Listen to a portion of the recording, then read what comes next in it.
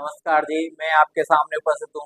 जो वैदिक सभ्यता जो हमारे यहाँ मैंने 2-3 टॉपिक करा दिए हैं, उनमें हम आगे बढ़ते हुए जो हमारे यहाँ मुख्य परिपाटी में चला रहा है विवाह से संबंधित, विवाह को याद करने में क्रम से हमें परेशानी आती है। उस विवाह के लिए मैं एक ऐसी शॉर्ट ट्रिक लाया हूँ जिन्हें आप एक बार पढ़ लोगे तो आपको कहीं भी उसे पढ़ने की जरूरत नहीं पड़ेगी। देखिए, जो वैदिक सभ्यता थी उसमें विवाह एक एक पवित्र संस्कार माना जाता था। उस पवित्र संस्कार के हिसाब से ही विवाह को उत्तर वैदिक काल में 8 भागों में बांटा गया। देखिए, टॉपिक है विवाह।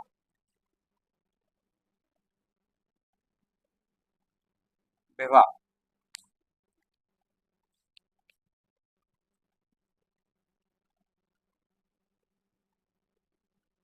ऋग्वेद के 10वें मंडल ऋग्वेद के 10वें मंडल में विवाह सूक्त दिए गए। क्या दिया हुआ है? विवाह सूक्त। क्वेश्चन बनता है विवाह सूक्त कौन से मंडल में दिया गया है? तो 10वें मंडल में। विवाह सूक्त किससे संबंधित है? 10वें मंडल से। विवाह सूक्त किससे संबंधित है? 10वें मंडल से। ऋग्वेद के 10वें मंडल में क्या दिया हुआ है? विवाह सूक्त दिया हुआ है, जिसकी रचना दीर्घतमा ऋषि ने की है। रचना दीर्घतमा ऋषि। दीर्घतमा दीर्घतमा ऋषि। दो क्वेश्चन बने। दीर्घतमा ऋषि ने किनकी रचना की है? विवाह सूक्त की रचना की है, जो कहाँ दिया हुआ है? ऋग्वेद के 10वें मंडल में दिया हुआ है। इस विवाह सूक्त में सुधार किया। विवाह सूक्त में सुधार। विवाह सूक्त में सुधार किया श्वेत केतु उद्वालक ने। श्वेत केतु औद्वालक। श्वेत केतु औद्वालक ने इस विवाह सूक्त में सुधार किया। देखिए, दोबारा समझो। ऋग्वेद के 10वें मंडल में विवाह सूक्त दिया हुआ है, जिसकी रचना दीर्घतमा ऋषि ने की है। इस विवाह सूक्त में सुधार किया है श्वेत केतु उद्वालक ने। ऋग्वेद के 10वें मंडल में विवाह सूक्त है, रचना किसने की है? दीर्घतमा ऋषि ने। विवाह सूक्त में सुधार किया है श्वेत केतु उद्वालक ने। उत्तर वैदिक काल में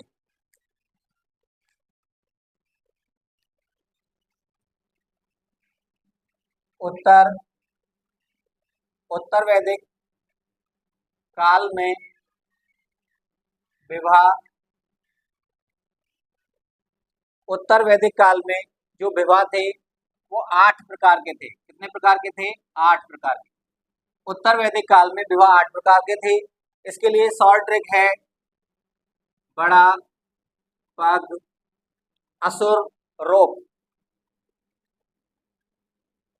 असुर रोप।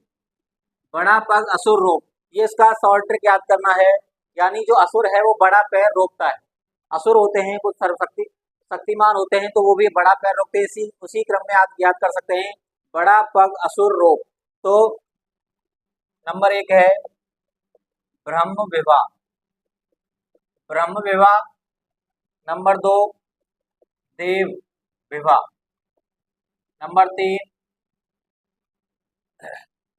आर्स। नंबर 4 प्रजापति विवाह। नंबर 5 गंधर्व विवाह। नंबर 6 असुर विवाह। नंबर 7 ब्रह्म विवाह, देव विवाह, आर्स, प्रजापति, गंधर्व, असुर, राक्षस और पिशाच विवाह। इनको क्रम से याद करने का है। बड़ा पग असुर रोप। वैसे ब्रह्म विवाह, देव विवाह, आर्स विवाह, प्रजापति, गंधर्व, असुर, राक्षस और पिशाच। क्रम से याद हो जाएगा। ब्रह्म विवाह, देव विवाह, आर्स विवाह, प्रजापति, गंधर्व, असुर, राक्षस और पिशाच। अब इसके बारे में थोड़ी सी जो शॉर्ट में हम याद कर सकते हैं वो कर सकते हैं। देखिए, ब्रह्म विवाह है, ये उत्तम विवाह माना जाता है। सर्वोत्तम विवाह। सर्वोत्तम कौन सा है? ब्रह्म विवाह। सर्वोत्तम विवाह। सर्वोत्तम विवाह है। इसमें जो कन्या का पिता है कन्या का पिता योग्य वर के साथ बिना दहेज के पूर्ण विधि विधान से विवाह करता है। ये 221 पीढ़ियों को भवसागर से पार ले जाता है। और सर्वोत्तम विवाह है, कन्या का पिता योग्य वर के साथ बिना दहेज के पूर्ण विधि विधान से विवाह करता है, 221 पीढ़ियों को भवसागर से पार ले जाता है। और इसमें आपके इसका एक उदाहरण जो आजकल मुख्य है, जो पहले मुख्य थे, जैसे इसका जो उदाहरण है, एग्जाम्पल है, वो है शिव पार्वती विवाह। शिव पार्वती विवाह, या आप बोल सकते हैं राम और सीता विवाह। ब्रह्म विवाह में सर्वोत्तम विवाह है, कन्या का पिता योग्य वर के साथ बिना दहेज के पूर्ण विधि विधान से विवाह करता है, 221 पीढ़ियों को भवसागर से पार करता है। शिव पार्वती विवाह, राम और सीता विवाह, ये इसके उदाहरण है। अब देखिए देव विवाह। अब देव विवाह में क्या होगा? देव विवाह में ऐसा है कि जो कन्या का जो पिता है वो एक यज्ञ का आयोजन करता है। कन्या का पिता एक यज्ञ का आयोजन करता है और उस यज्ञ में जो पुरोहित होता है उसी के साथ अपनी कन्या का विवाह कर देता है। तो ये आपके 14 पीढ़ियों को भवसागर से पार कराता है।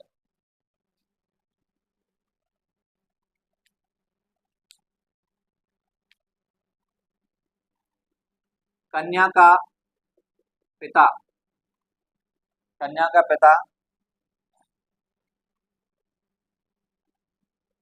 यज्ञ का आयोजन करता है और यज्ञ के पुरोहित के साथ पूर्ण विधि विधान से अपनी कन्या का विवाह कर देता है। आपको एक ही चीज याद रखनी है कि यज्ञ करने वाला जो पुरोहित है उसके साथ विवाह करना है, यज्ञ के पुरोहित के साथ विवाह। इसके लिए जो ये 14 आपकी जो 17 पीढ़ियों को भवसागर से पार ले जाता है। इसका जो उदाहरण है वो है इंद्राणी और च्यवन ऋषि। इंद्राणी और च्यवन ऋषि विवाह। एक बार और समझें। ब्रह्म विवाह सर्वोत्तम विवाह है, कन्या का पिता योग्य वर से उसका विवाह करता है। देव विवाह में कन्या का पिता यज्ञ का आयोजन करेगा और वह यज्ञ के पुरोहित के साथ ही पूर्ण विधि विधान से अपनी कन्या का विवाह कर देता है। 17 पीढ़ियों को यह भवसागर से पार ले जाता है। और इंद्राणी और च्यवन ऋषि का जो शादी हुई है वो इसी का उदाहरण है। आर्ष विवाह, देखिए आर्ष किससे संबोधित करते हैं? आर्ष यानी होता है बैल।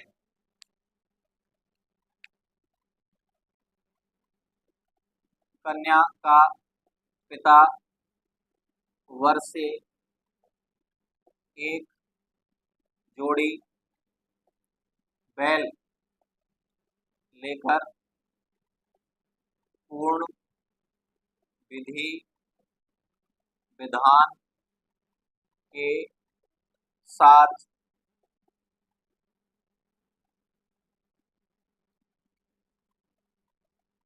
अपनी कन्या का विवाह कर देता है। या ये भी आपके 14 पीढ़ियों, ये आपके 17 पीढ़ी है, 17 नहीं 14,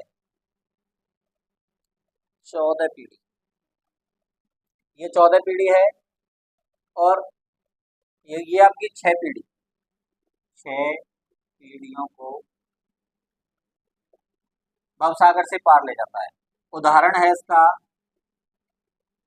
अगस्त्य, अगस्त्य ऋषि एवं लोपामुद्रा विवाह। अगस्त्य ऋषि एवं लोपामुद्रा का विवाह आर्ष विवाह था। ब्रह्म विवाह, देव विवाह, आर्ष विवाह और प्रजापति विवाह। प्रजापति सुयोग्य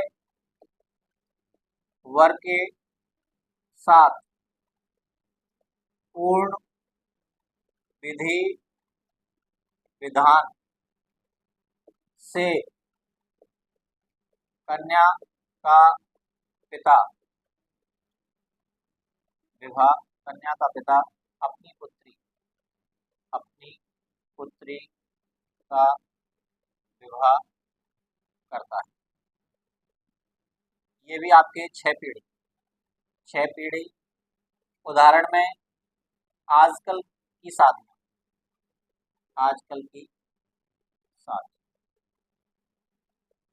ठीक। देखिए गंधर्व विवाह,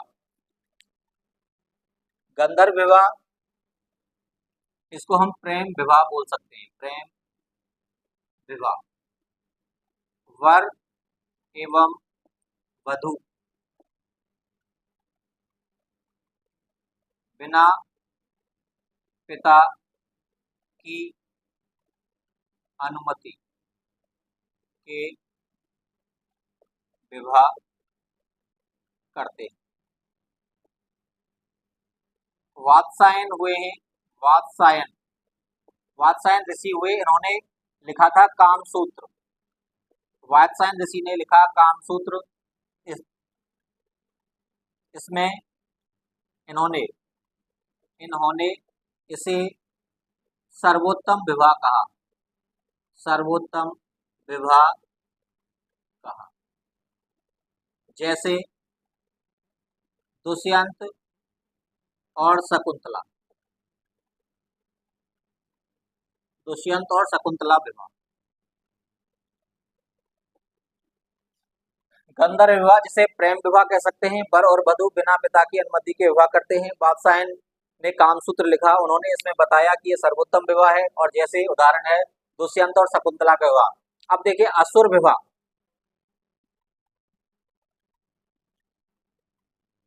कन्या का पिता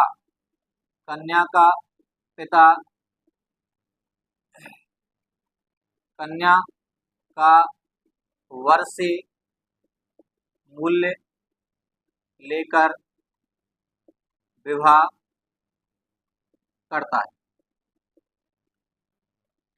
इसको कन्या विक्रय विवाह भी कहते हैं। कन्या विक्रय विवाह भी कहते हैं। जैसे पांडु एवं माधवी का विवाह। पांडु जो पांडवों के पिता थे और माधवी जो आपके नकुल और सहदेव की मां है, उनका विवाह। राक्षस विवाह को क्षत्रिय विवाह या अपहरण विवाह कहते हैं। अपहरण विवाह कहते हैं। जैसे कृष्ण रुक्मणी विवाह, कृष्ण रुक्मणी एवं अर्जुन सुभद्रा विवाह। पिशाच विवाह, वधू की अनिच्छा से जबरदस्ती विवाह करना।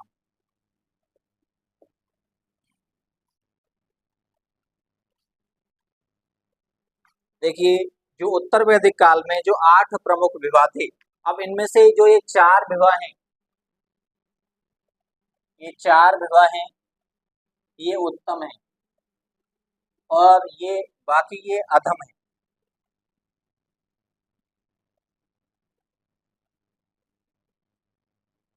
अधम।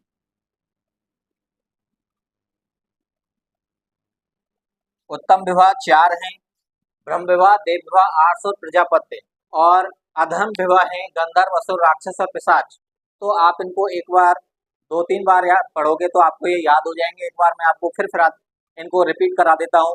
ऋग्वेद के 10वें मंडल में विवाह सूक्त दिया गया है, जिसकी रचना दीर्घतमा ऋषि ने की है, और इसमें सुधार किया है श्वेत केतु उद्दालक ने।